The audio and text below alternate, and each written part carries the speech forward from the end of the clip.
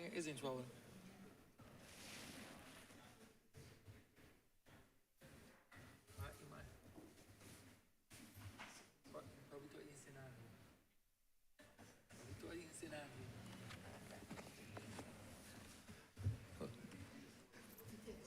Huh?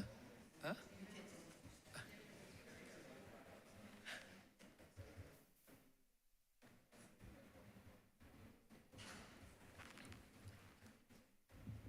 The sitting is resumed. Honourable Member for St. Peter.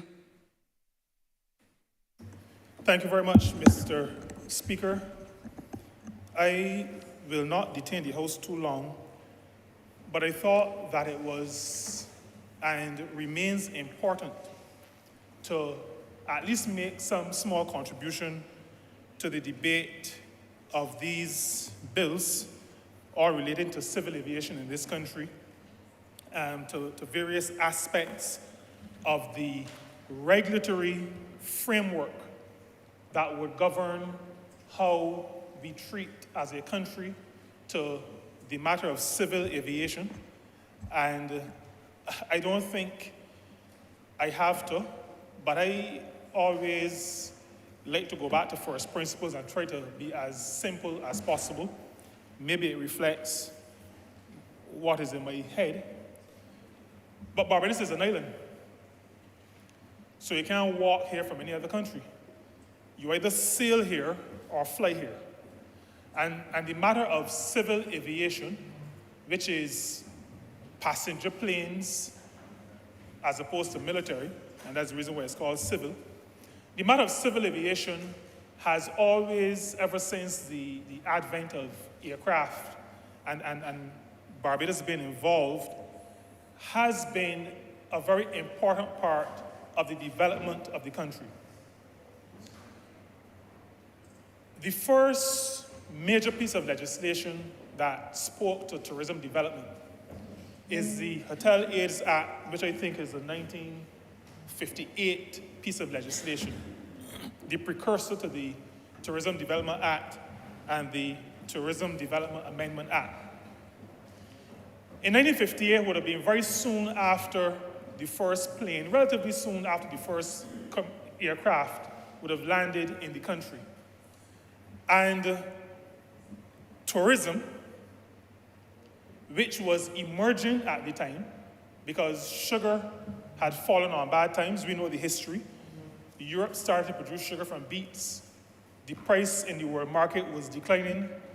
We were benefiting to some degree from artificially propped up prices because we were still early on a colony of the United Kingdom.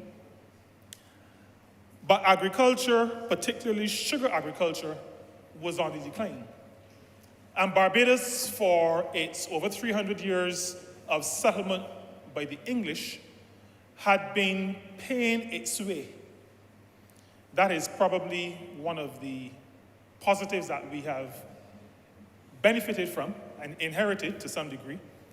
But Barbados had been paying its way. And so as Barbados sought to work out how we would find money to pay for services, even while a colony, because we were a colony until 1966, tourism became one of the areas that we looked to.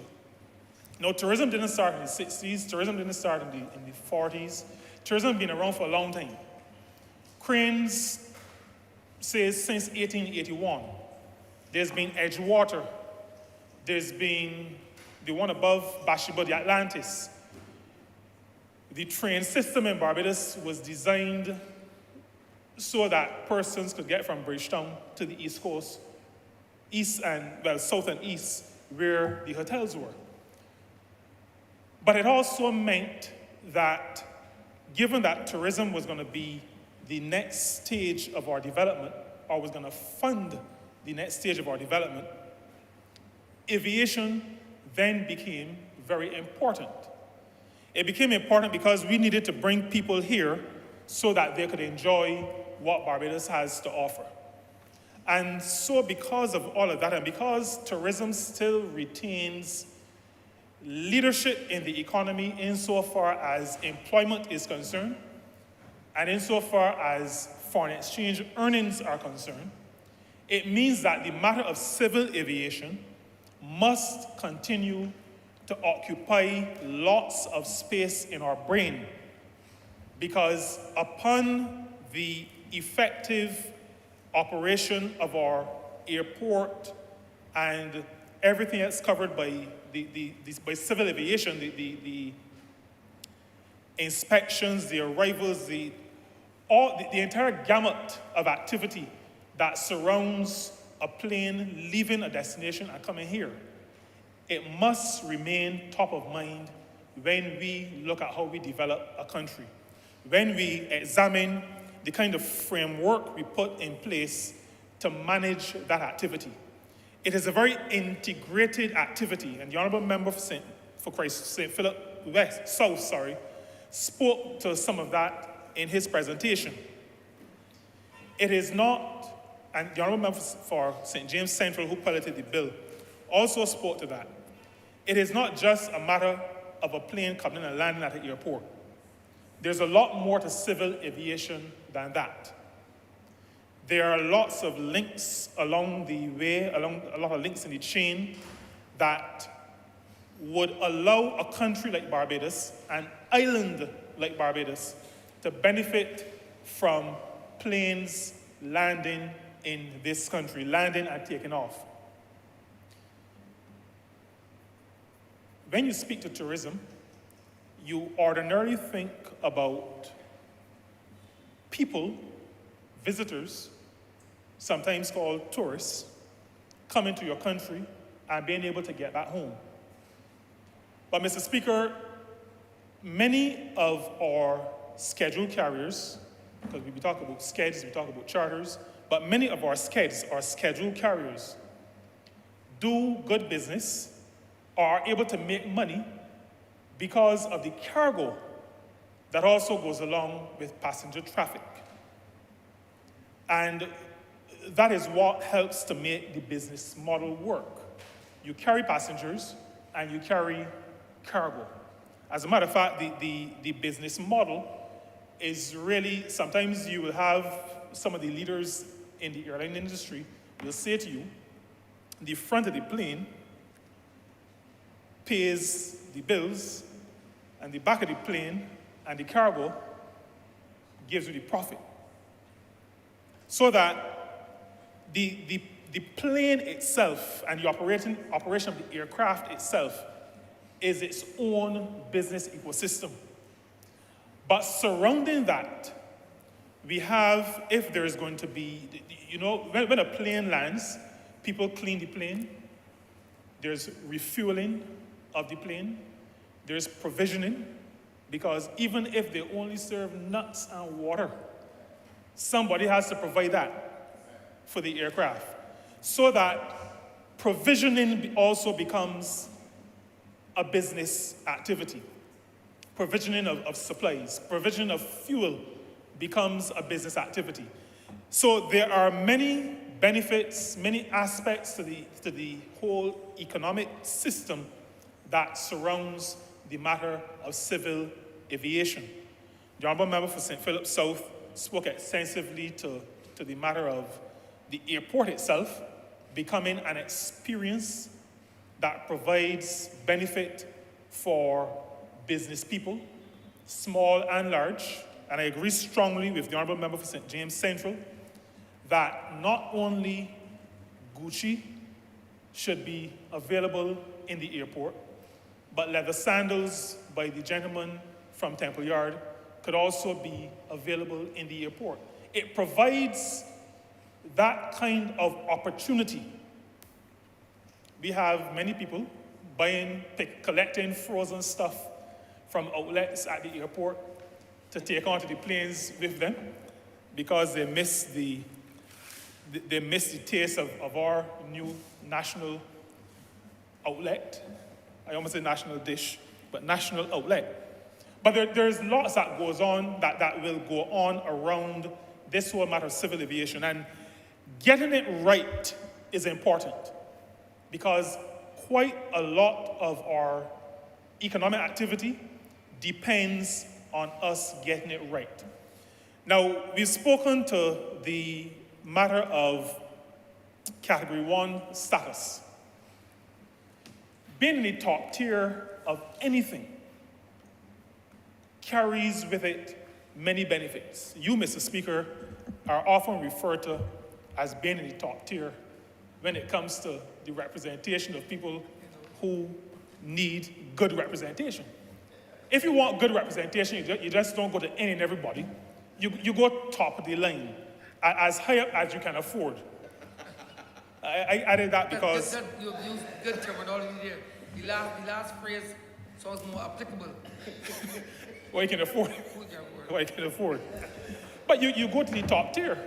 And in every phase, every aspect of life, people strive to be in the top tier.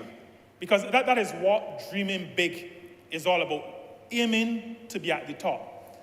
Now, there's absolutely no reason why a country like Barbados, which is so dependent on tourism, which is also dependent on airlift for so much of its economic activity, should be at Category 2. But the question has been, over the years, maybe as was said earlier, over too many years, how do we get to Category 1? How do we move from Category 2 to Category 1? A couple years ago, Prime Minister asked the Honourable Member for St. Thomas, the Honourable Member for Member for St. Philip West, and myself to go to Rock Hall, just outside the airport's fence, and to speak to the residents there. And one of the things that I shared with them coming out of my tourism experience is that for us to become the best, there are certain conditions that attend both the airport and the area immediately around an airport. And I'm happy, Mr. Speaker, that Barbadians generally, not every single person, but Barbadians generally, when issues are explained, are able to understand what is being said and understand that all of us, have a role to play in our collective national development.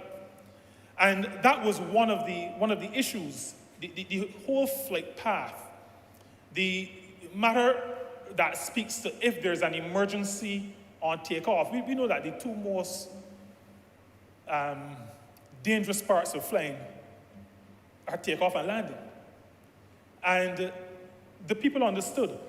But I introduced that into the discussion because it is an important part of the discussion. Barbados depends on airlift. Some time ago, we spoke a lot, and I should have said this a little bit earlier, but it just come to my mind. Some time ago, we would talk a lot about our international business sector. And I've said, and I guess it was because I had a bias as a tourism professional, I used to say to my friends in international business, because many people who I work with I started my life in an audit firm. Lots of my colleagues went to what we used to call offshore companies because they paid lots of money. It seems as though I was never really interested in money, so I went into tourism, and now here I am. But I used to say, still not into money, but I used to say to those in international business that one of the reasons why investors out of Canada primarily, but also UK and US, found Barbados so attractive was not just the tax regime, but was the fact that on any given day, they had one or two choices in terms of which flight to take to get to Barbados, or what flight to take to get home.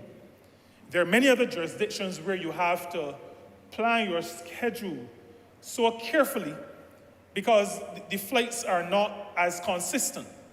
But because of tourism, Barbados has had significant airlift over the years, and that has made it very attractive as a location for other types of economic activity.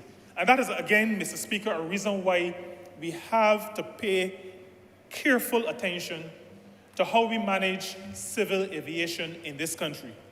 I want to thank the Minister and the Ministry, Permanent Secretary, and others who would have spent, and the Office of the Chief Parliamentary Counsel as well, who would have spent quite a lot of time working through these pieces of legislation.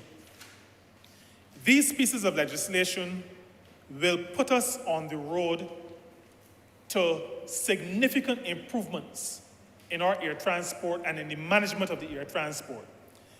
These pieces of legislation, once they are passed in this chamber and in the other place, will say to the international community, these folk are serious about improving their civil aviation management, direction, governance, the whole everything that relates to the management of that aspect of our existence.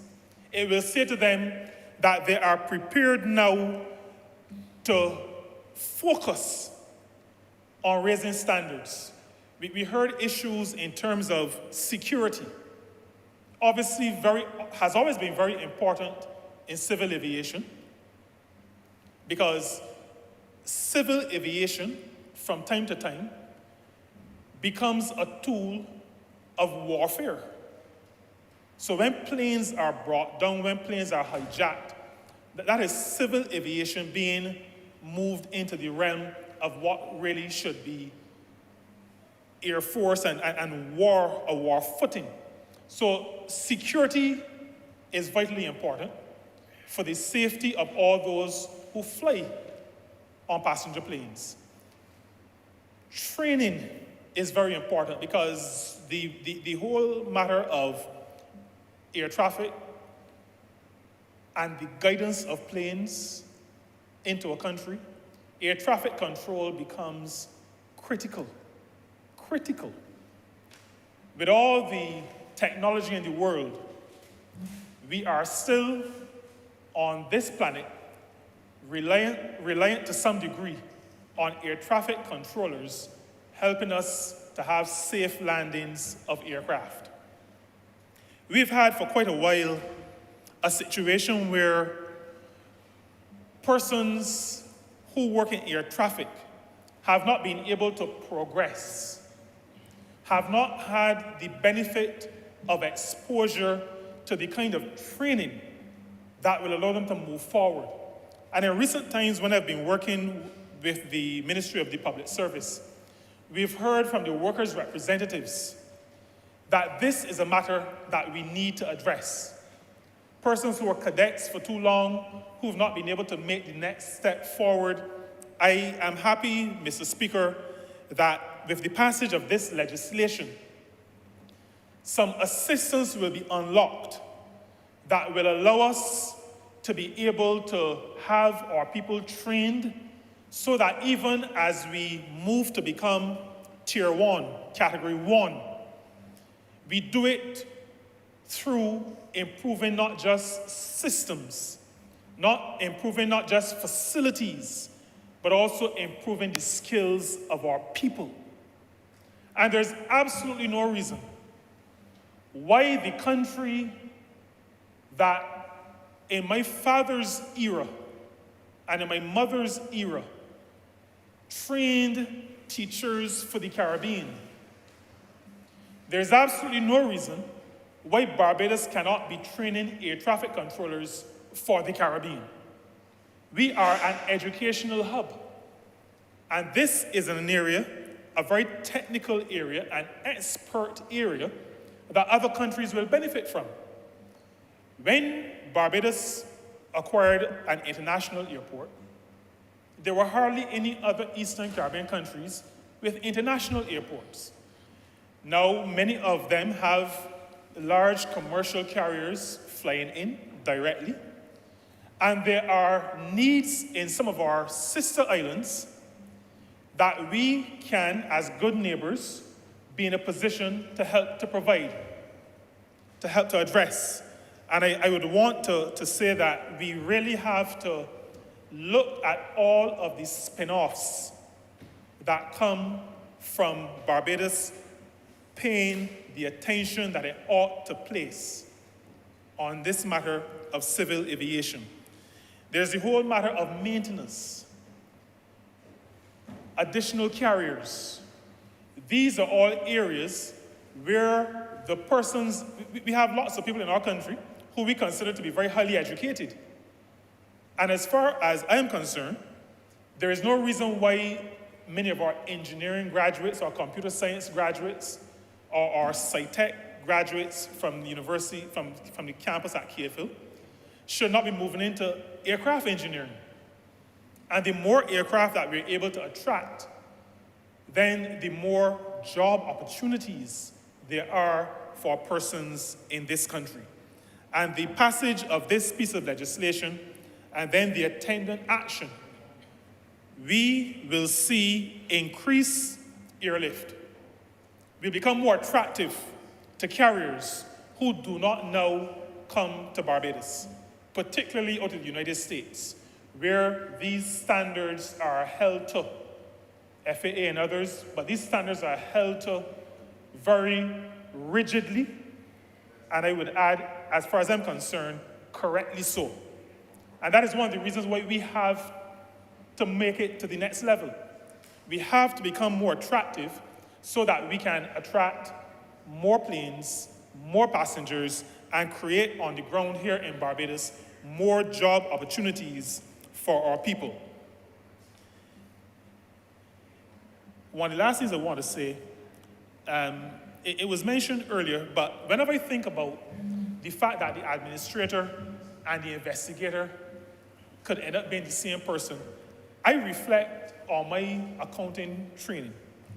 And as an auditor in my early life, one of the first things an auditor is asked to look for when he or she goes into an organization to conduct an audit is if there is any blurring of the lines in terms of separation of duties. Now, it is absolutely unacceptable that someone who is an investigator is also an administrator. That makes no sense, but it is something that we have found, a situation we have found ourselves in, because we do not have the correct and proper regulatory oversight in this important area. And Mr. Speaker, as a government, we have come to the position where it cannot continue. And even though we have come to office and we have found all of these deficiencies, I think you, sitting where you sit, and I hope the public as well, is able to recognize that one by one, we are addressing outstanding issues in this country that maybe ought to have been addressed years ago. But we cannot sit in office in 2022 and moan about what should have happened in 2005. As a government, we have made the decision that we will address these matters. We recognize that civil aviation is important to our very existence. We earn so that we can provide social services. We earn for an exchange so that we are able to import those things that we do not produce. In order for us to do that, we must have our tourism industry firing on all cylinders. In order for that to happen, our civil aviation regulatory framework must be in place, but must also be at the level that will allow us to be attractive to all the major airlines that exist in the world, but those that can produce benefit for us. And so, Mr. Speaker, it is because of all of those reasons that I am compelled to support this legislation. This legislation is not the silver bullet. Work still needs to be done, but this legislation, these three pieces, 2 or 3 pieces, are an important part of the way that we get to the final destination that we want to reach. In everything that has to do with governance, the framework must be in place, but the framework must be right. And these pieces of legislation represents this country's attempt to make sure that the framework is right so that our technical people are able to, using this framework, take us to that level we want to get to. Our intention is to reach Category 1 status so that the International Air Transport Authority and all those FAA, all those organizations that mark you according to how well you're doing in terms of your regulations, we are able to say to them confidently, we have set the framework in place. We are training our people. We are putting our facilities in order so that we can reach that next level. And I want, Mr. Speaker, to commend these bills to this Honourable Chamber and to say that I have absolute confidence that they will work in a significant way to improving how we operate as a country, but also in supporting that most important industry that we have at this point, the tourism industry. I'm obliged to you.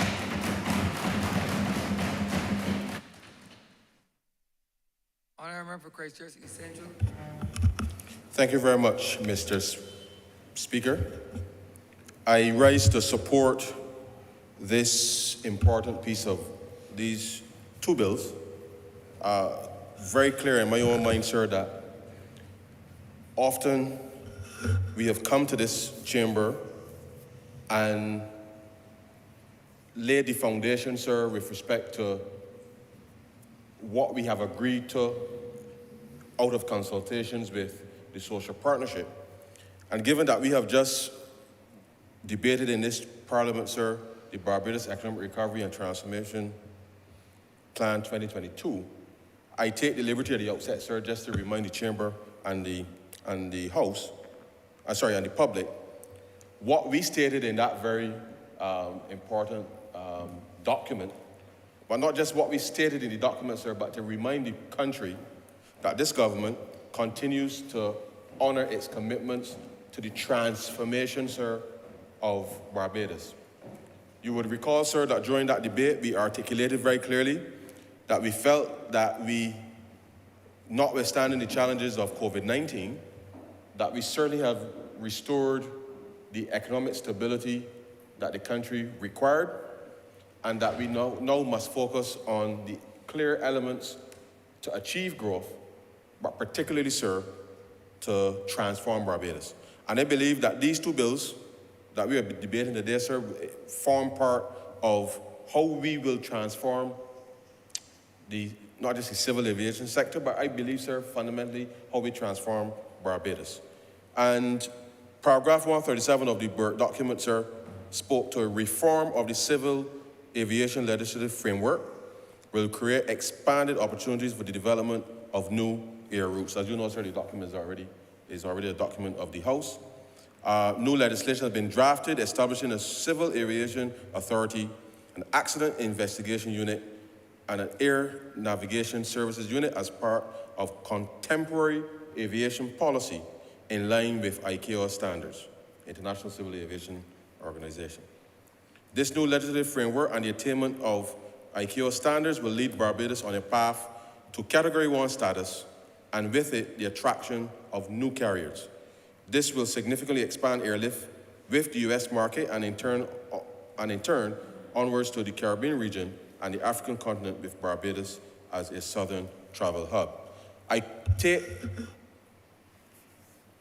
the opportunity to deliberately quote that, sir, to indicate to the public that when we say that we are embarking on a second iteration of the Barbados Economic Recovery and Transformation, that what we do here in this chamber, as well as what we do with respect to the provision of financial resources and the implementation of this specific set of legislation, that we are not waiting, sir, until we reach the formal approval with respect to the support that's coming from the international agencies, sir, that this government continues, sir, with respect to the transformation work that is required to be able to bring jobs to this country to help build out a capacity, sir, for exports, of which, sir, this particular area for far too long has been outstanding.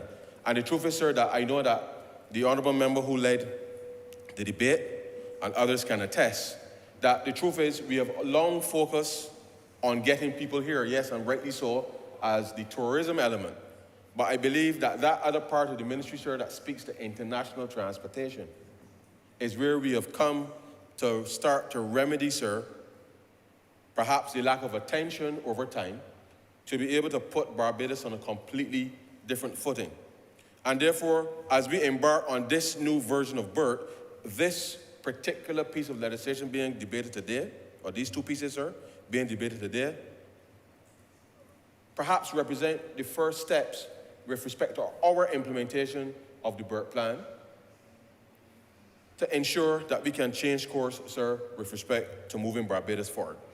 But this piece of legislation only makes sense, sir, in the articulation of what we are also doing, and I know the honourable member for St. Philip South spoke, but what we're also doing in relation, sir, to the work to improve food security in Barbados and the region. Because our capacity to create a logistics hub, sir, means that we must actually start to do things, sir, that will allow for this expansion of the civil aviation space to actually make sense, sir, to be able to leverage Barbados as that logistics hub, which, as we all know, sir, historically, all of the trading ships coming west, sir, stop here first. And they stop here first to distribute, sir, all of the cargo before they either came west or when they headed back north, sir, to move the items that they so desire to do.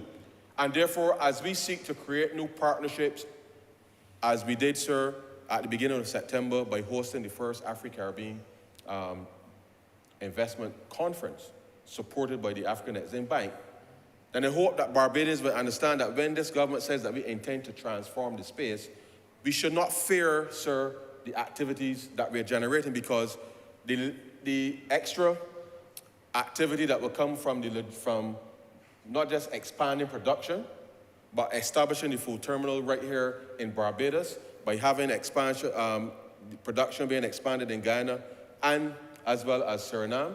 And I know that the honourable member for St. Philip South is also working to ensure that we can unlock, sir, additional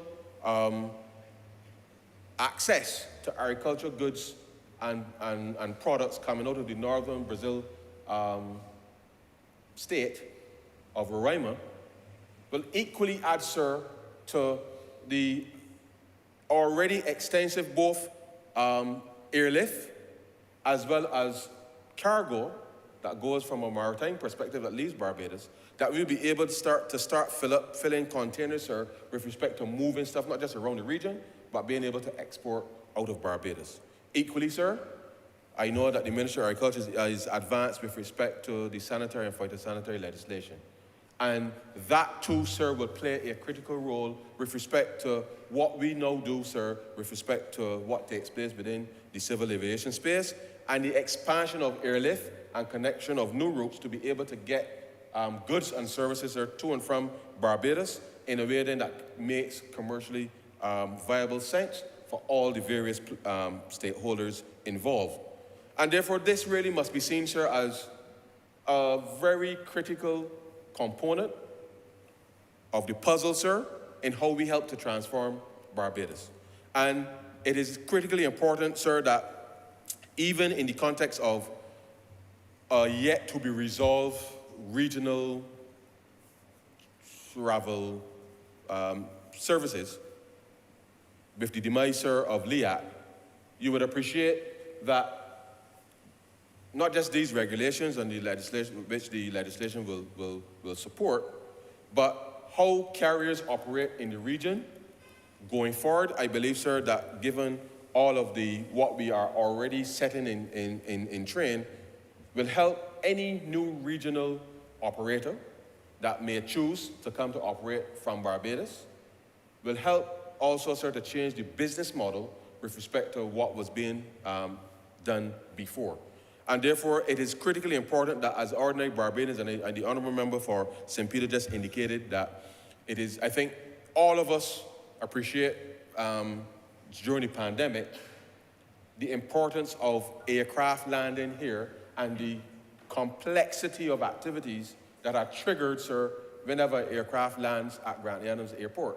And therefore, it should not be lost on us that our ability, as we started out in the original berth, sir, the plan was to double, sir, the throughput of passengers in the shortest possible time, as you know.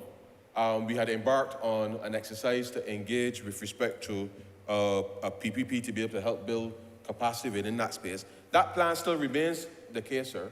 But I want Barbadians to imagine, sir, because I know that sometimes it is, as we seek to push through improvements, there's always some measure of disruption or dislocation.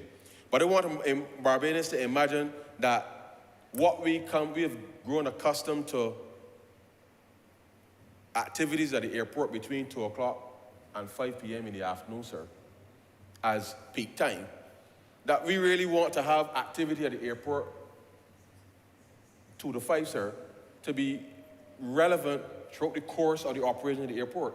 Because the mere fact, sir, that we have, for a large part of the day, significant downtime, means that, one, the investment in the real estate is not getting the type of return of investment that it should. It means that the equipment and the investment in terms of not just the safety mechanism, but also the operators that provide goods and services within the space, that you're not yielding the same level of return as a similar size airport moving similar numbers of passengers as well as cargo. And therefore, as you would appreciate, sir, that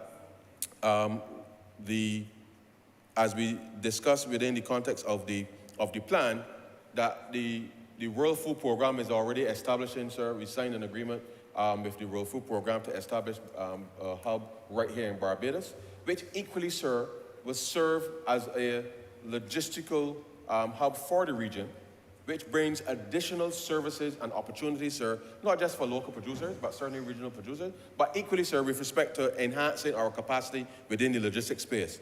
And therefore, whether you're a truck driver, sir, moving goods and services to and from that space, in the same way that we do the air-to-sea transit with respect to passengers during the winter season, the reality is that we want to be able to, as I indicated, be able to double the number of passengers going through the airport.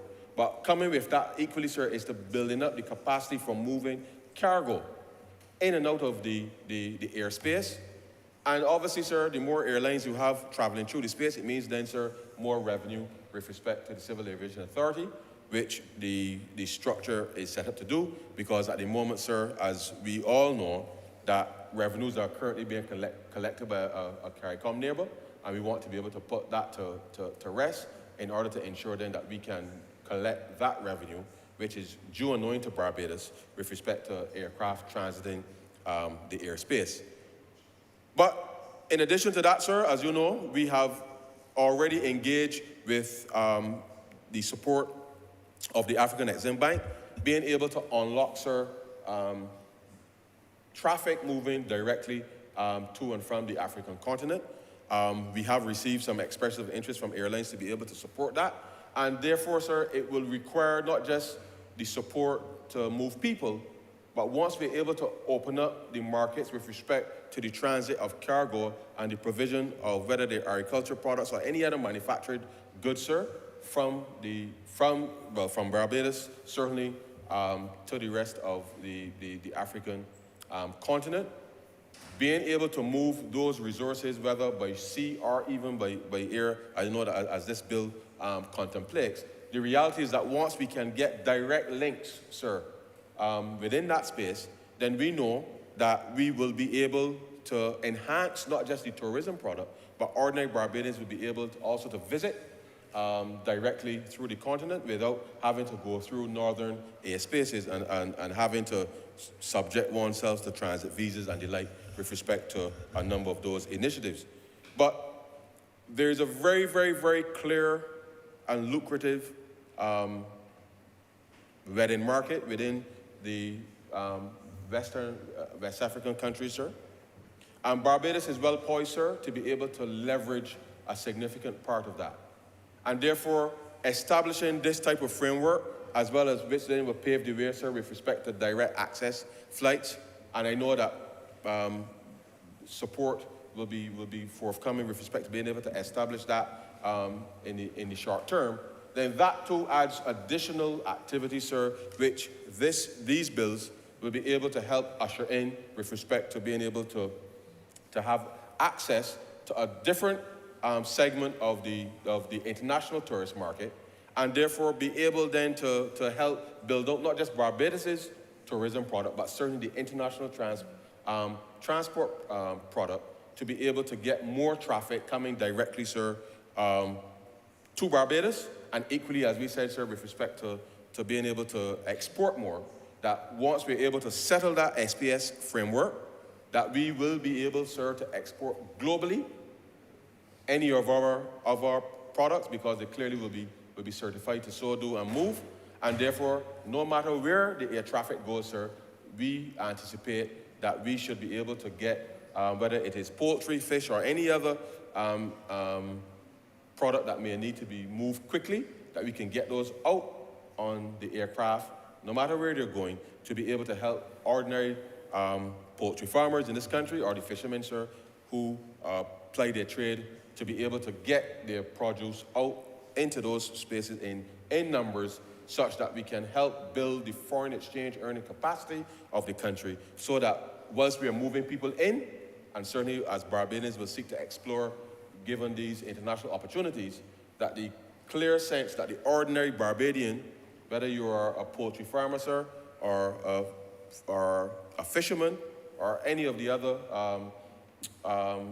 areas for which the SPS will apply, that ordinary Barbadians can be included in the recovery, but we must be mindful, sir, that the standards that we will seek to introduce within those areas are clear, such that we can expand the scope of the business beyond the 166. And therefore, this government, in executing, sir, this Barbados Economic Recovery and Transformation Program, intends to ensure then that we can have a very clear export-driven strategy, that every segment, sir, of our society, every segment of the economy can participate, and therefore it is up to the various ministries, departments, and agencies to be able to sensitize their stakeholders as to the opportunities that exist with respect to why we are doing this bill today in this way, and how it would potentially unlock avenues of opportunity, so long as we're able to not just bring the standards, but to have the accompanying financing, which is already agreed provisionally, to be able to help ordinary people, small businesses, medium businesses in this country, to be able to expand the scope, reach into new markets, and then allow for a better standard of living with respect to ordinary Barbadians. This is not going to be easy at all, Mr. Speaker, but it requires us to remain absolutely focused, without being distracted by the noise that we are hearing on the airwaves on a daily basis. This government, sir, continues to work to make sure that what we say we will do, we are doing, but now ensuring that the stakeholders for whom these things will matter, and will matter with respect to the bottom line, will matter with respect to the expansion of their businesses, will matter with respect to being able to support families across this country, sir, and to create jobs, that these are the things that we are committed to doing, sir. I am proud that we are doing this today on the eve of just having done the resolution on the work plan a couple of weeks ago, and therefore, this government's track record, sir, will remain strong. But as I said, sir, these are the things that really will matter with respect to ordinary Barbadians as we move forward. So the transformation, sir, that we speak about is not just some esoteric thing that's in the ether, sir. This is going to translate into how ordinary citizens in this country can feel a real sense of the connection between what we do right here in this parliament and how we are able to mobilize domestic financing as well as international financing, sir, not just to build out the architecture at the airport from a technical level, but to allow, as I said, sir, whether you're a regular poultry farmer, whether you're a regular fisherman, sir, or any of the other professions, sir, that operate within the agricultural space, the logistics space, sir, to be able to ensure then that this part of the transformation, sir, can be secured. But as I said, sir, our overarching objective is to ensure that the recovery is inclusive, and therefore I ask Barbadians, sir, to remain focused, stay the course, and that to allow this government, sir, to continue to do that which we know must be done in as short a time as possible, sir, because as the honourable members have already articulated, these things have remained undone for far too long. And as we get about the business of transforming this country, we must not dilly-dally, sir, as we would say. We must simply get on with the exercise of being able to ensure that we know we do that which we must do, but we commit to ensuring that we engage consistently, sir, with the stakeholders in order to get things done. The Barbados Economic Recovery and Transformation Program, sir, as I indicated, that particular pillar of establishing Barbados as a logistics hub actually means something, sir. It is not just talk. These two bills that we're debating today form part of delivering on that particular pillar as part of the growth strategy. And therefore, when those are out there, those persons out there talking about where the growth can come from and all of these types of things, sir, we are getting on with the active work of creating the avenues for growth. We will encourage as much of the domestic private sector, sir, to come on board to facilitate that growth. But I must say to all and sundry, sir, that these things that we do here, in addition to the fact that we have received, sir, an upgrade with respect to our long-term credit rating on the external side, sir, these are signals to all investors, sir, whether domestic, regional, or foreign, sir, that Barbados is simply getting on with with its business to be able to put us on a sustainable growth path. And therefore, we will work with all investors. Of course, sir, we will prioritize those domestically who are serious about exporting, because we want to make sure that Barbadians create a new culture and a new ethos focused, sir, on building exports, earning foreign exchange, and these form part of the pillars that will allow us to be able to do that. And so, sir, these two bills I absolutely support from certainly as a member of Parliament, as I will encourage all of my constituents, as I know all of us will do, sir, to ensure that wherever they can participate in any of these areas with respect to building out not just the civil aviation, but the connections with respect to being able to access that is going to be critical. And therefore, as members of Parliament, we must continue to make sure that we keep our people focused, take advantage of the opportunities, take advantage of the financing options that will come on stream with respect to open up these spaces, and therefore allow us to be able to create a better life for all of our people, sir. As you know, we've continued to do so over the last 4 years, and therefore implementing the BERT program, of which these two bills form a critical part, will help ordinary Barbadians to be able to see that better life. And with those very few words, sir, I'm obliged to you.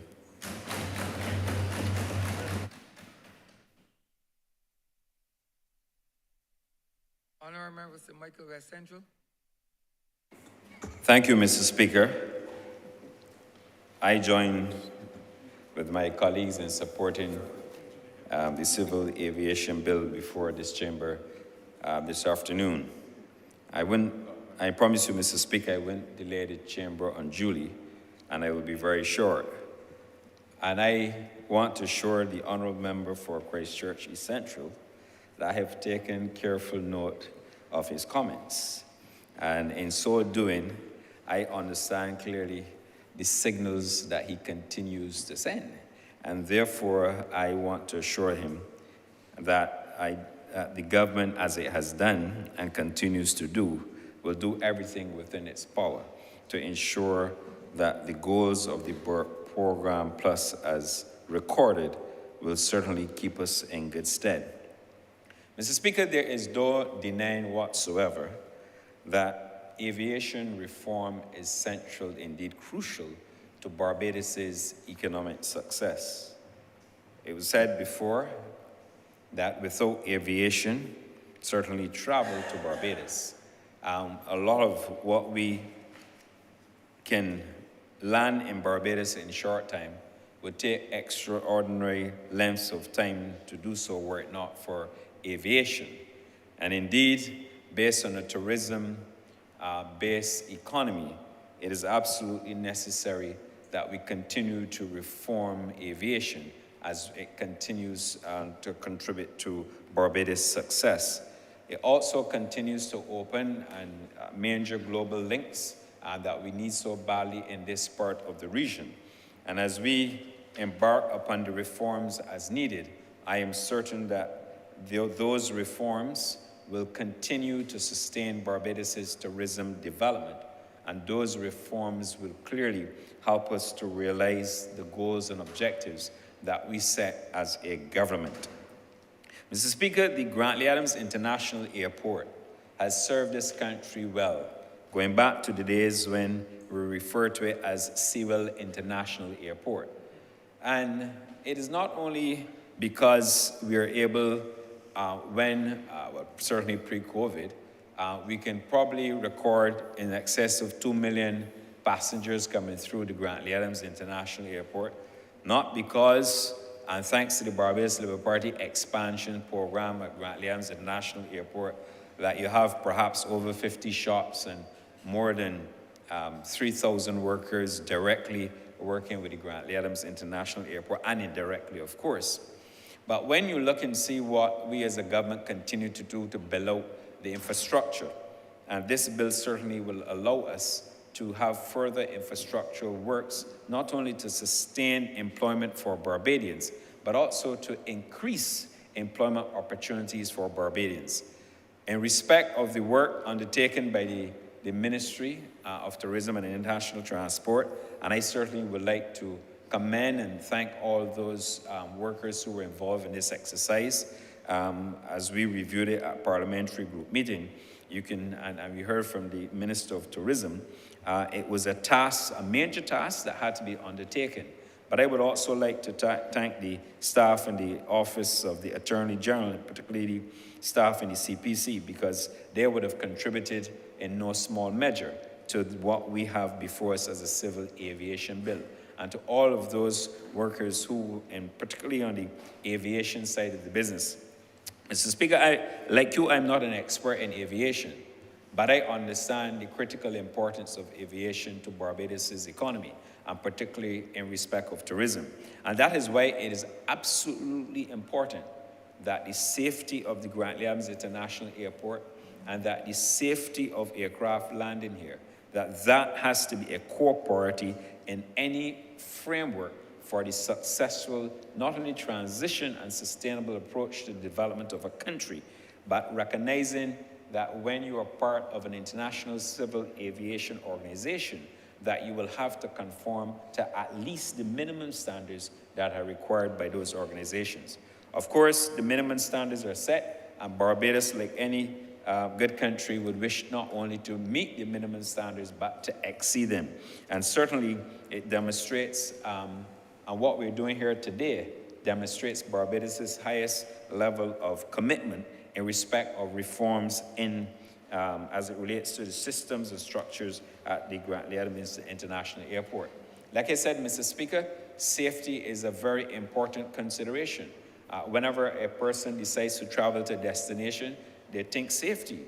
They think about airport safety, they think about on island safety, they think about safety at the property, the hotel that they're going to stay. So safety is a very important consideration in any visitor wishing to come, or any potential visitor wishing to come to Barbados. Safety is the highest ranking factor in determination of any person contemplating a visit to Barbados. And therefore, the study of aviation, as it has proven over time, gives persons the confidence to come to Barbados and other countries when you know that you can land at the Grantley Adams International Airport and that you will not have any obstacles on the tarmac, or you will not have any person run across the tarmac, or you will not have maybe any animals, for example, run across the tarmac, is a sign of great confidence.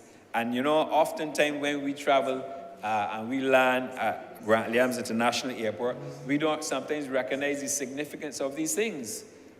There's the Grant Williams perimeter. Excellent perimeter is, Mr. Speaker. When you look at the length of the runway, when you look at the amount of money, and I don't have the numbers here, and I forgot, probably should have gotten that. But when you look at the amount of spend that the government of Barbados had to inject in the renewal of the Grant Williams International Runway, in fact, an expanded runway, it tells the story about how we as a government view infrastructure, but how we view infrastructure, especially at our lone international airport, for our future success. We are fortunate, Mr. Speaker, like I said, that we can continue to build on tourism. Yes, we went through a period of COVID, and that has had a knock-on impact on everything remotely connected to everything within the economy. But now we are at the tail end of that, and I can say that as Minister of Health, we now have to pursue now our objective and our aggressive strategy of growth. And if we continue to do what we are required to do to ensure that we do not get any negative ratings at Grant Williams International Airport, then I say that we have to salute all those who have put in the effort and the infrastructure that the government expended at the Grant Williams International Airport to maintain its ranking and status as an international airport. Mr. Speaker, when I leave Grant Williams International Airport and you are departing and the plane is on the runway and you see that long takeoff, Mr. Speaker, and you sit back as you lift and you look to your left or you look to right, depending on where you're sitting in the aircraft, you cannot but say that Grant Williams International Airport is indeed very iconic. But when you look at the length of the expanded length of the runway, you must say that the government made the correct investment. And we did so, Mr. Speaker, because as you're aware, engineering is changing. There's some, Boeing will construct a new aircraft that perhaps may be bigger.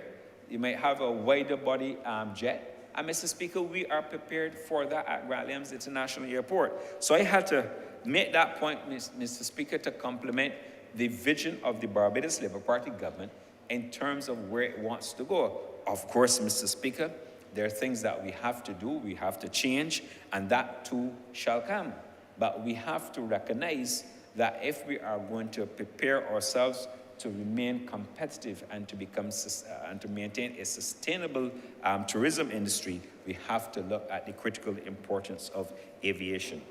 Mr. Speaker, I am convinced, and the member for Christchurch East Central made the point, that there are going to be expanded economic opportunities and aviation opportunities for Barbados.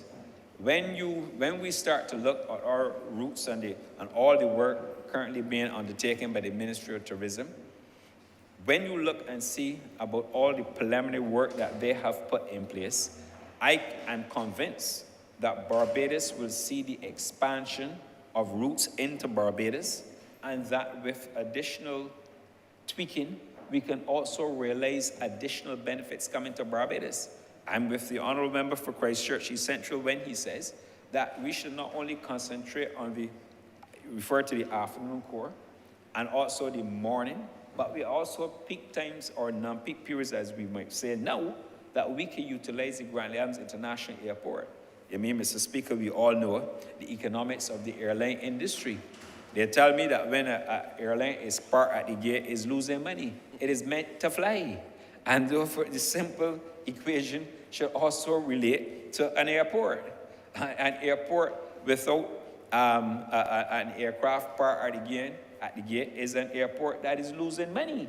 And therefore, we have to start looking at additional expansion and opportunities for expansion so that we can have more airlines coming to Barbados, having them park at the gate so that we can get some landing fees, and that we can importantly bring additional visitors and freight, I may add, our cargo as I refer to it, to Barbados.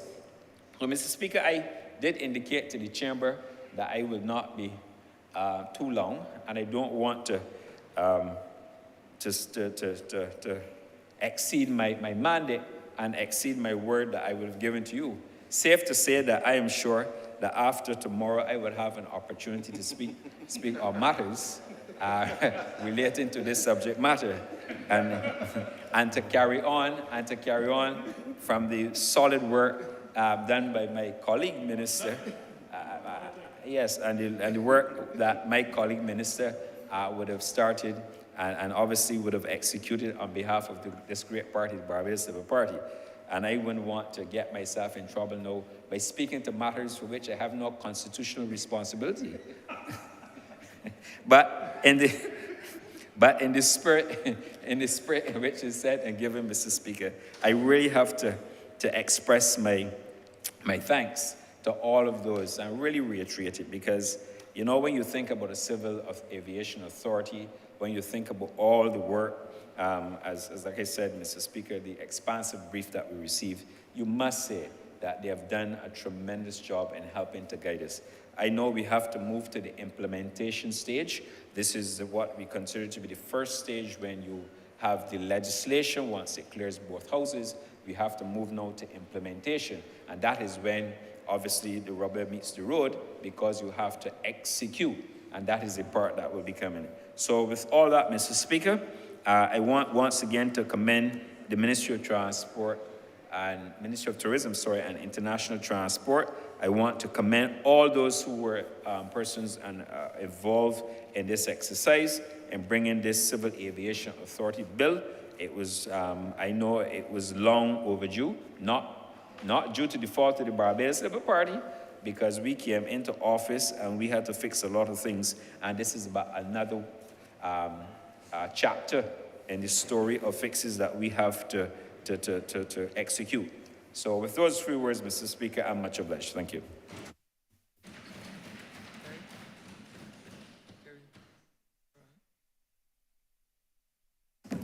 Honourable, that's the mic saying GM Central. Mr. Speaker, sir, I rise to wrap up this debate, and in doing so, I want to thank all honourable members who spoke. I think, Mr. Speaker, sir, that today has been a very useful day in that we have lifted the gaze of the people who sent us here to represent their interests, and have been party to a process that has invited them, at any rate, to look into the possibilities of the future. The institutional realignment that we are doing and the institutional development that is going to be coming, sir, is something that brings us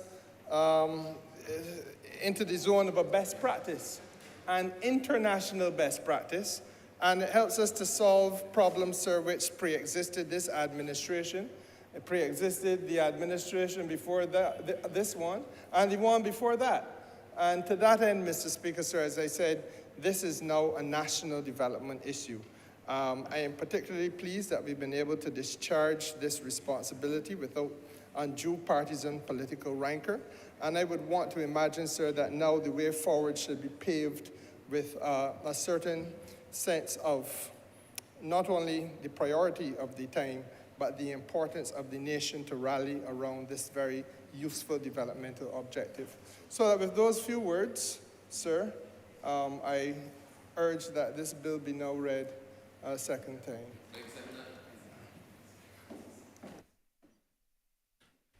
The question is that this bill be read a second time. All those honourable members in favor, please say aye. All those against, please say no. Meeting, the ayes have it.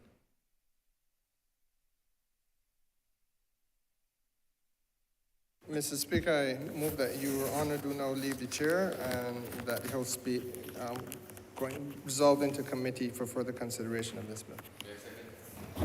Question is that the Speaker do not lose the chair and the House resolve itself into committee for further consideration of this bill. All those honourable members in favor, please say aye. Those against, please say no. Meeting, the ayes have it.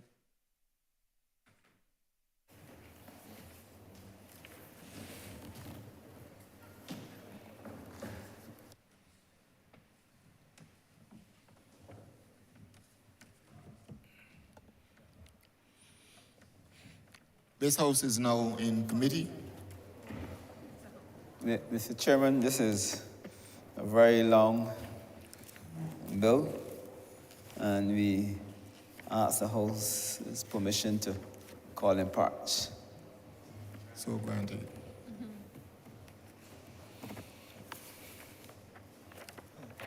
Clause 1. Mr. Chairman, I beg to move that clause 1 stand part. Beg to second. The question is that clause 1 stand part. All honorable members in favor, please say aye. Honorable members against, please say nay. Methinks the ayes have it.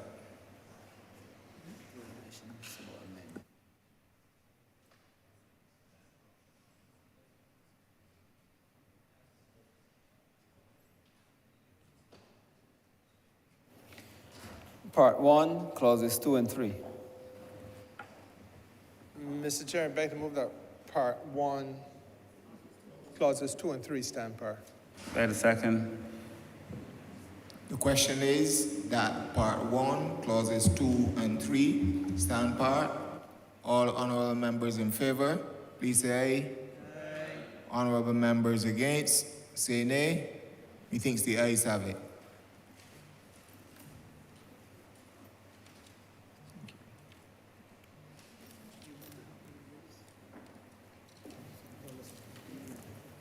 Part 2, clauses 4 to 7.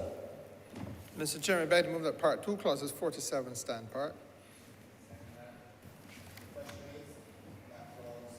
Part 2. Clauses 4 to 7 stand part. All honorable members in favor, please say aye. Honorable members against, say nay. Methinks the ayes have it. 3, clauses 8 to 13. Mr. Chairman, I beg to move that part 3, clauses 8 to 13 stand part. The question is that part 3, clauses 8 to 13 stand part. All honorable members in favor, please say aye. Honorable members against, please say nay. Methinks the ayes have it. Part 4, clauses 14 to 17. Mr. Chairman, I beg to move that part 4, clauses 14 to 17 stand part. The question is that part 4, clauses 14 to 17 stand part. All honorable members in favor, please say aye. Honorable members against, please say nay. Methinks the ayes have it. Part 5, clauses 18 to 24. Mr. Chairman, I beg to move that part 5, clauses 18 to 24 stand part. The question is that part 5, clauses 18 to 24 stand part. All honorable members in favor, please say aye. Honorable members against, please say nay. Methinks the ayes have it. Part 6, clauses 25 to 33. Mr. Chairman, I beg to move that part 6, clauses 25 to 33 stand part. The question is that part 6, clauses 25 to 33 stand part. All honorable members in favor, please say aye. Honorable members against, please say nay. Methinks the ayes have it. Part 4, clauses 34 to 39. Part 7, sorry. 7. Part 7. Mr. Chairman, I beg to move that part 7, clauses 34 to 39 stand part. The question is that part 7, clauses 34 to 39 stand part. Honorable members in favor, please say aye. Aye. Honorable members against, please say nay. Methinks the ayes have it. Part 8, clauses 40 to 65. Mr. Chairman, so I beg to move that part 8, clauses 40 to 65 stand part. The question is that part 8, clauses 40 to 65 stand part. All honorable members in favor, please say aye. Aye. Honorable members against, please say nay. Methinks the ayes have it. Part 9, clauses 66 to 71. Mr. Chairman, I beg to move that Part 9, clauses 66 to 71 stand part. The question is that Part 9, clauses 66 to 71 stand part. All honorable members in favor, please say aye. Aye. Honorable members against, please say nay. Methinks the ayes have it. Part 10, clauses 72 to 77. Mr. Chairman, beg to move that Part 10, clauses 72 to 77 stand part. The question is that Part 10, clauses 72 to 77 stand part. All honorable members in favor, please say aye. Aye. Honorable members against, please say nay. Methinks the ayes have it. Part 11, clauses 78 to 86. Mr. Chairman, I beg to move that Part 11, clauses 78 to 86 stand part. The question is that Part 11, clauses 78 to 86 stand part. All honorable members in favor, please say aye. Honorable members against, please say nay. Methinks the ayes have it. Part 12, clauses 87 to 100. Mr. Chairman, I beg to move that Part 12, clauses 87 to 100 stand part. The question is that Part 12, clauses 87 to 100 stand part. Honorable members in favor, please say aye. Honorable members against, please say nay. Methinks the ayes have it. Part 13, clauses 102 to 103. 101, sorry, to 103. 101. 3. Mr. Chairman, I beg to move that Part 13, clauses 101 to 103 stand part. The question is that Part 13, clauses 101 to 103 stand part. All honorable members in favor, please say aye. Aye. Honorable members against, please say nay. Methinks the ayes have it. Part 14, clauses 104 to 110. Mr. Chairman, sir, I beg to move that Part 14, clauses 104 to 110 stand part. The question is that Part 14, clauses 104 to 110 stand part. All honorable members in favor, please say aye. Aye. Honorable members against, please say nay. Methinks the ayes have it. Part 15, clauses 111 to 129. Mr. Chairman, I beg to move that Part 15, clauses 111 through to 129 stand part. The question is that Part 15, clauses 111 to 129 stand part. Honorable members in favor, please say aye. Honorable members against, please say nay. Methinks the ayes have it. Part 16, clauses 130 to 153.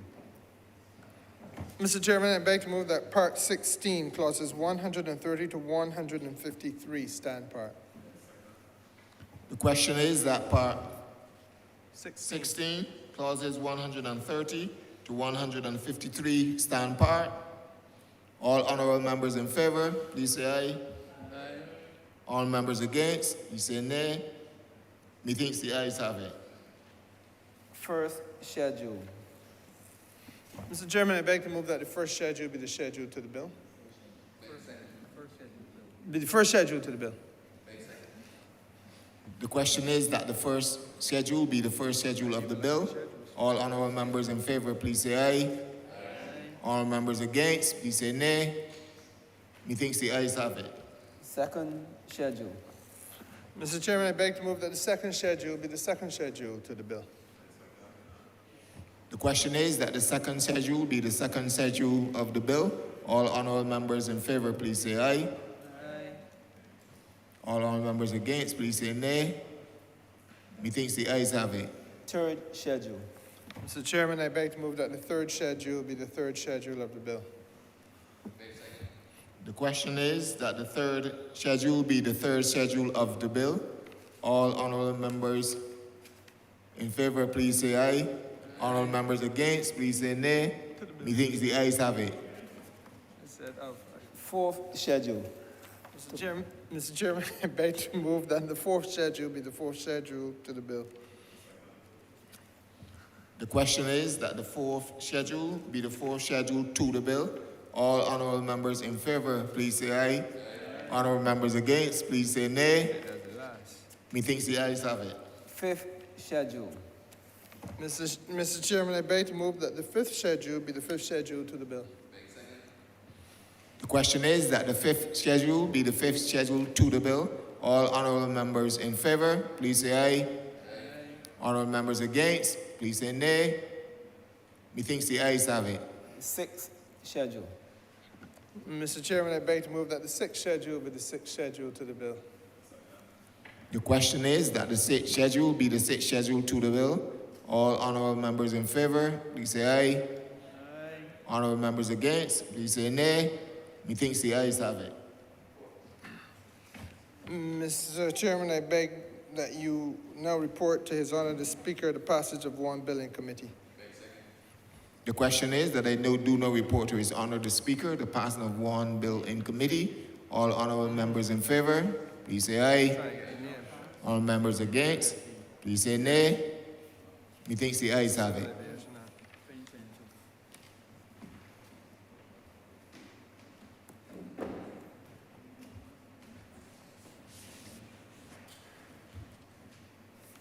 All member St. James Central? Yeah, I know. The chairman's report the passing of one bill in committee. Mr. Speaker, I now move that the bill be read a third time. The question is that the aforementioned bill be read a third time. All those honourable members in favour, please say aye. Those against, please say no. You think the ayes have it? Mr. Speaker, sir, I beg to move that the bill be now passed and cited as the Civil Aviation Act 2022. The question is that the bill be passed and so cited. All those honourable members in favour, please say aye. Those against, please say no. You think the ayes have it? This bill is passed and so cited. Order number 7, sir.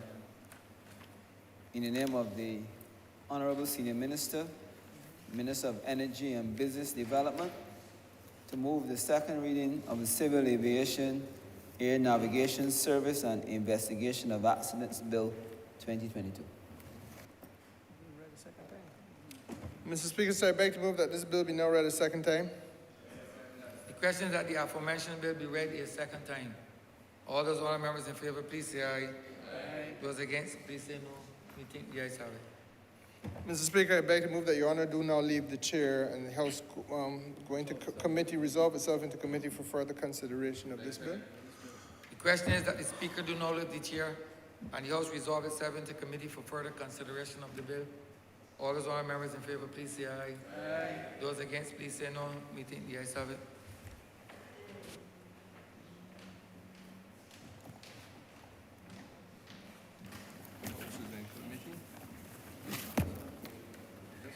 This House is in committee. Mr. Chairman, this bill, though not as long as the previous one, is still substantial and requesting the House's permission to call in parts.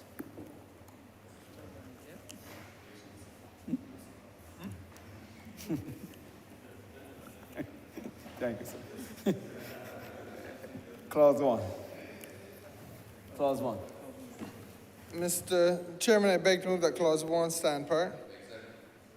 The question is that clause 1 stand part. All honourable members in favour, please say aye. All members against, please say nay.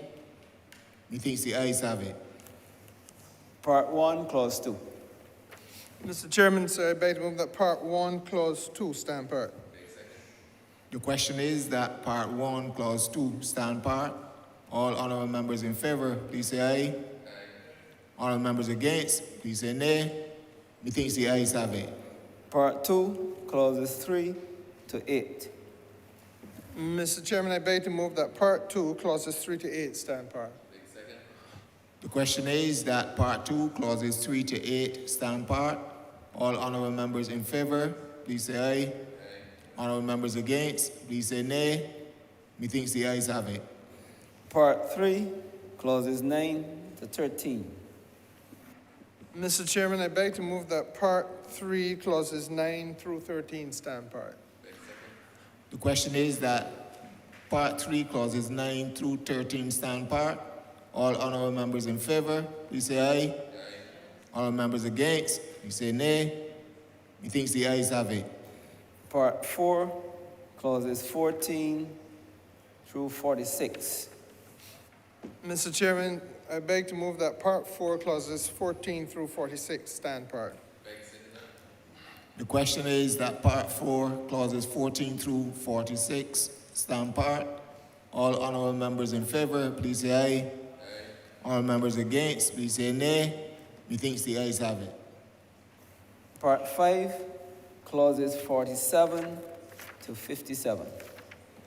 Mr. Chairman, I beg to move that Part 5, clauses 47 to 57 stand part. The question is that Part 5, clauses 47 to 57 stand part. All honourable members in favour, please say aye. All members against, please say nay. Methinks the ayes have it. Mr. Chairman, I beg to move that you now report to His Honour the Speaker the passage of one bill in committee. The question is that I do now report to His Honour the Speaker the passing of one bill in committee. All honourable members in favour, please say aye. All members against, please say nay. Methinks the ayes have it.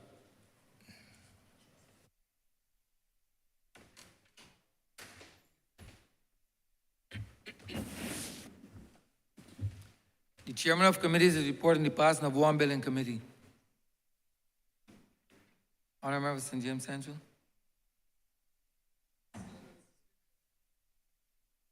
Mr. Speaker, I beg to move that this bill be now read a third time. The question is that the aforementioned bill be read a third time. All those honourable members in favour, please say aye. Aye. Those against, please say no.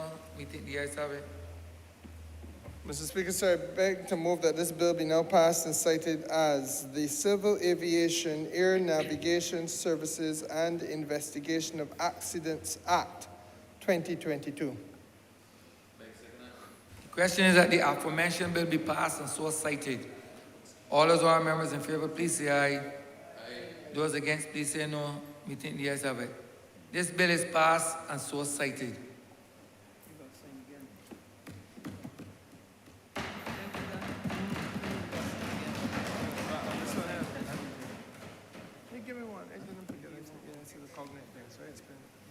Honourable Leader of Government Business. Thank you, Mr. Speaker. With that, we've come to the end of today's sitting. I therefore beg to move the adjournment of the House until Friday, the 28th of October at 10 a.m. The question is that this honourable chamber be adjourned until Friday, the 28th day of October at 10 a.m. in the forenoon. All those honourable members in favour, please say aye. Those against, please say no. Meeting the ayes have it. This honourable chamber stands adjourned until Friday, the 20th day of October at 10 a.m. in the forenoon.